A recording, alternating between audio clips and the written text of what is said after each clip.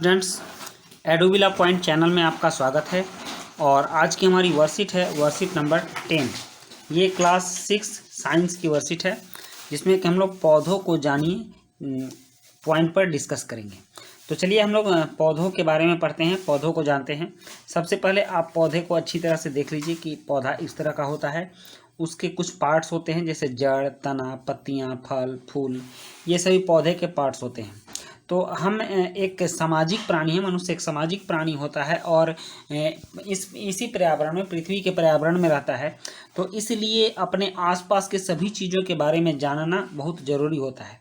तो हमारे आसपास पौधे बहुत ज़्यादा मात्रा में पाए जाते हैं, तो हमें पौधों के बारे में भी जानना है। चूँकि पौधे हमारे लिए बहुत लाभदायक होते हैं, पौधे ही हमारे सांस लेने के लिए हवा उपलब्ध कराते हैं। तो चलिए हम सब पौधों के भागों के बारे में अच्छी तरह से जानते हैं। तो आइए नीचे दिए गए पौधे के चित्र में पौधों के भागों के नाम लिखते हैं। चलिए यहाँ देखिए, यहाँ ये जो इंडिकेट कर रहा है ये पौधों के फूल को दर्शा रहा है। तो ये है पौधों के फूल।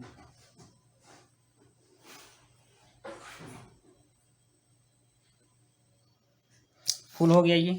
और ये है तना, ये जो भाग दिखा रहा है यहाँ ऐसे तीर खींचकर, तो ये तना है, तो आप इसमें तना लिखेंगे।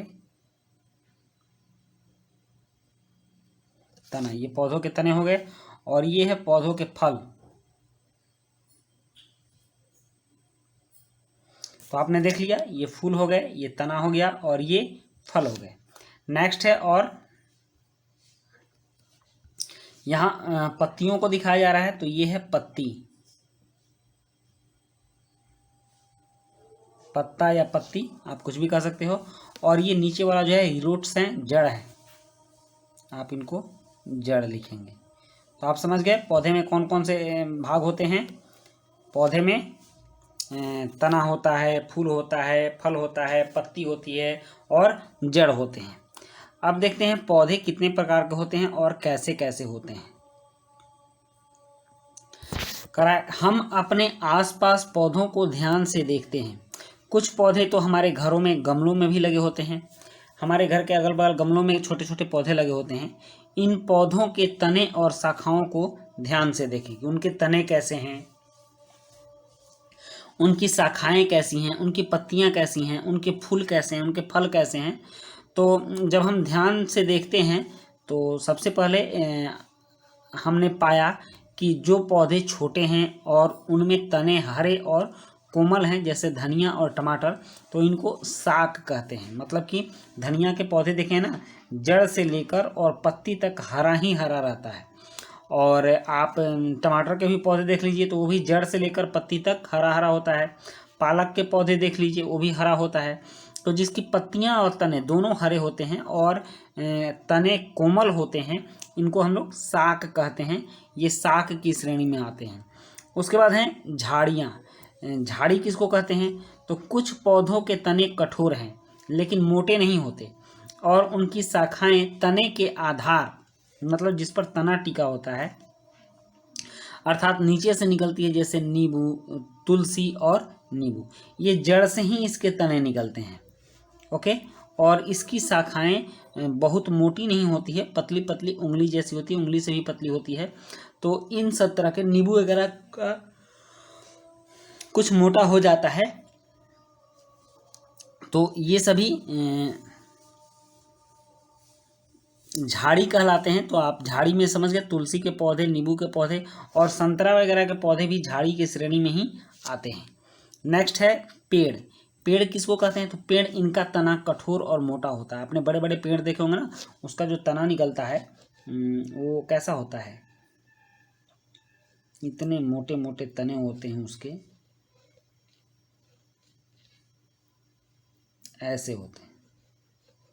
ठीक, ऐसे देखिए, इसके तने मोटे होते हैं। ठीक। और तने, शाखाएं तने के ऊपर से, ये जो शाखाएं निकल रही हैं देख रहे हैं आप, तने के ऊपर से निकल रही है, ये तना हो गया इसका, और तने के ऊपर से शाखाएं निकलती हैं, जैसे आम और नीम। आम और नीम को आपने देखा है, ये बड़े बड़े पेड़ होते हैं, इसके तने मोटे होते हैं और तना बहुत कठोर भी होता है। तो इस तरह से पौधे के 3 श्रेणियों को हमने पढ़ा, शाख, झाड़ी और पेड़। आपके वर्कशीट के माध्यम से हमें यही जाननी है। अब है आइए हम अभ्यास करें। तो कुछ प्रश्न दिए गए हैं, इन प्रश्नों को हम अभ्यास करेंगे। जैसे नीचे दिए गए पौधों में शाक, झाड़ी और पेड़ के समूह में विभाजित करें। तो सबसे पहले हम शाक को विभाजित करेंगे, ठीक ना। इसमें शाक कौन कौन से हैं तो उसको देख लीजिए। शाक में क्या क्या आ जाएगा, गाजर शाक में आएगा, पालक शाक में आएगा और पुदीना शाक में आएगा। उसके बाद कोई शाक में नहीं है। तो शाक में आने वाले हो गए गाजर, पालक और पुदीना। ये 3 पौधे शाक में हो गए। आप अपने कॉपी में 3 पौधों को लिखिएगा जो कि शाक में है। यहाँ मैंने लिस्ट बना दिया है। अब नेक्स्ट देखते हैं। अब शाक देख लिया, अब झाड़ी में कौन कौन आएंगे तो ये चमेली झाड़ी में आएगा और उसके बाद गुलाब भी झाड़ी होगा, गुड़हल भी झाड़ी होगा। तो झाड़ी आप यहाँ लिख लीजिए। आप झाड़ी देख लीजिए, झाड़ी में कौन कौन से होंगे तो चमेली हो जाएगी। चमेली के फूल का नाम आपने सुना होगा, ये छोटा पौधा होता है, ये 3-4 फीट का होता है। और गुलाब के बारे में भी आपने देखा है, गुलाब भी झाड़ी में की श्रेणी में ही आता है। और उसके बाद गुड़हल लाल रंग का एक पुष्प होता है, फूल होता है। गुड़हल, तो ये तीनों झाड़ी में आ जाएंगे, चमेली, गुलाब और गुड़हल। अब वृक्ष, पेड़ देखते हैं। पेड़ के समूह में कौन कौन आते हैं तो पेड़ के समूह में आप देख लीजिए। पेड़ के समूह में सबसे पहले इमली का पेड़ बहुत बड़ा होता है और इसके तने मोटे भी होते हैं। उसके बाद इमली, गाजर, पालक, गुलाब, पुदीना। नारियल के वृक्ष तो आपने देखे ही हैं, लंबे लंबे होते हैं ये नारियल। केरला में बहुत नारियल पाया जाता है। और जामुन का पेड़ भी बहुत बड़ा होता है। तो जामुन का फल छोटा होता है लेकिन वृक्ष बड़ा होता है। आपने देख लिया, इमली, नारियल और जामुन पेड़ के उदाहरण हैं। अब है शाक का तना। यहाँ कुछ खाली स्थान भरना है। शाक का तना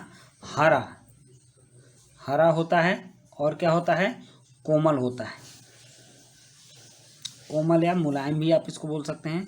शाक का तना हरा और कोमल होता है, ये इसमें भरा जाएगा। और नेक्स्ट है, पेड़ की शाखाएं तने के ऊपर से निकलती हैं ना। आपने यहाँ पढ़ा है कि पेड़ की शाखाएं तने के ऊपर से निकलती हैं। तो आप इसमें क्या भरेंगे, ऊपर भरेंगे। पेड़ की शाखाएं तने के ऊपर से निकलती हैं। तो आपके फिल इन द ब्लैंक्स हो गए और शाक, झाड़ी और पेड़ के समूह को भी हमने विभाजित कर लिया। तो इस तरह से ये वर्कशीट आपकी कंप्लीट हुई और आपने पूरी वर्कशीट देखी। इसके लिए आपको बहुत बहुत धन्यवाद। तो मिलते हैं हम लोग नेक्स्ट वर्कशीट में। Thank you.